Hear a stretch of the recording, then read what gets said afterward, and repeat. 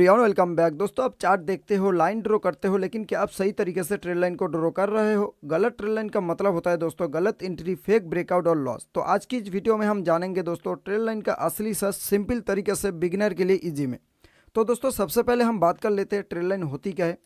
Trade line एक ऐसी line होती है दोस्तों जो प्राइस की ट्रेंड को विजुअली दिखाता है कि जब मार्केट ऊपर जा रहा होता है तो हम यहाँ पे हायर लो को जोड़ के एक असेंडिंग ट्रेड लाइन बनाते हैं। सेम उसी तरह से दोस्तों जब मार्केट टॉप जाके यहाँ पे रिजेक्शन मिलके नीचे जा रहा होता है तो हम यहाँ पे लोअर हाइस को जोड़ के डिसेंडिंग ट्रेड लाइन बनाते हैं। इन दोनों लाइन से हमें क्या समझ आ रहा है दोस्तों कि मार्केट किस डायरेक्शन में फॉलो हो रहा है। जैसे कि मार्केट यहाँ से टैंक करके नीचे आ रहा था, डंपिंग करके नीचे आ रहा था, आने के बाद यहाँ पे देखोगे तो एक लो लगा हुआ है, लो लगाने के बाद यहाँ पे एक हाई लगा हुआ है दोस्तों, हाई लगाने के डंपिंग करके नीचे आया दोस्तों। यहाँ पे अगर आप देखोगे एक लो लगा हुआ है, बट यहाँ पे जो लो लगा हुआ था इस लो के नीचे ब्रेकडाउन नहीं हुआ, ठीक है, यानी कि ऊपर में ही एक लो लगा हुआ है। उसके बाद मार्केट जब पंपिंग किया दोस्तों, यहाँ पे और एक हाइस लगा हुआ है, यानी कि प्रीवियस जो हाइस देख रहे हो इस हाइस के ऊपर और एक हाई लगा हुआ है। हाई के बाद जब मार्केट टैंक करके नीचे आया, डंपिंग करके नीचे आया दोस्तों, तो यहाँ पे एक लो लगा हुआ है। तो यहाँ पे अगर आप देखोगे प्रीवियस लो के ऊपर ही लो एक लगा हुआ है, तो यहाँ पे हमें क्या समझ में आ रहा है दोस्तों, मार्केट यहाँ पे हायर हाई हायर लो बना के ऊपर जा रहा है। इसका इंडिकेट मिल रहा है कि मार्केट यहाँ से अप ट्रेंड में कन्वर्ट हो सकता है।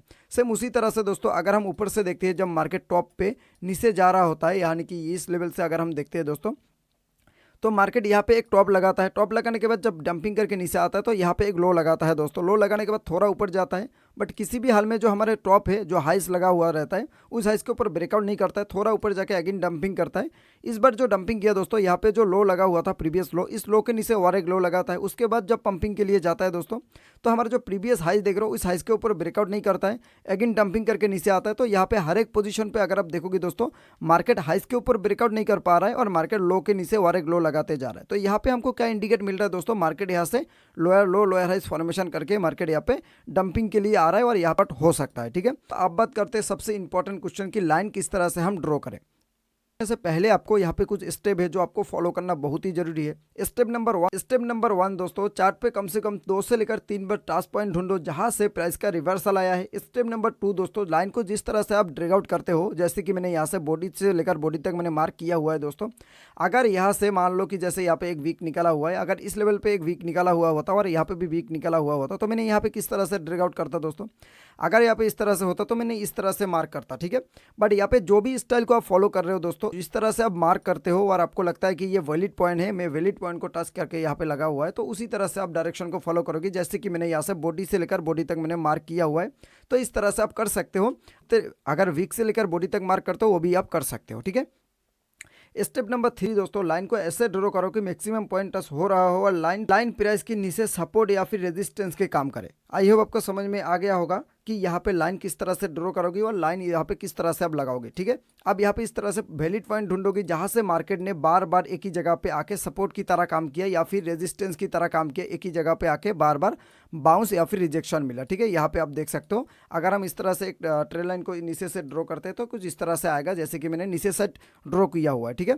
तो आप इस तरह से वैलिड पॉइंट ढूंढने के बाद इस तरह से लगा सकते हो। आप बात करते हैं दोस्तों सबसे बड़ा कंफ्यूजन, जब मार्केट ट्रेड लाइन को ब्रेकआउट करता है, जैसे कि यहाँ पे अगर आप देखोगे जब मार्केट ट्रेड लाइन को ब्रेकआउट करता है क्या हमको वही एंट्री लेना चाहिए? तो इसका आंसर है होता है दोस्तों, यहाँ पे बहुत सारे बिगनर जो है गलतियां करता है, ब्रेकआउट होते समय यहाँ पे एंट्री ले लेता है, बट यहाँ पे हमको एंट्री नहीं लेना है, यहाँ पे हमको कंफर्मेशन के लिए वेट करना होता है दोस्तों।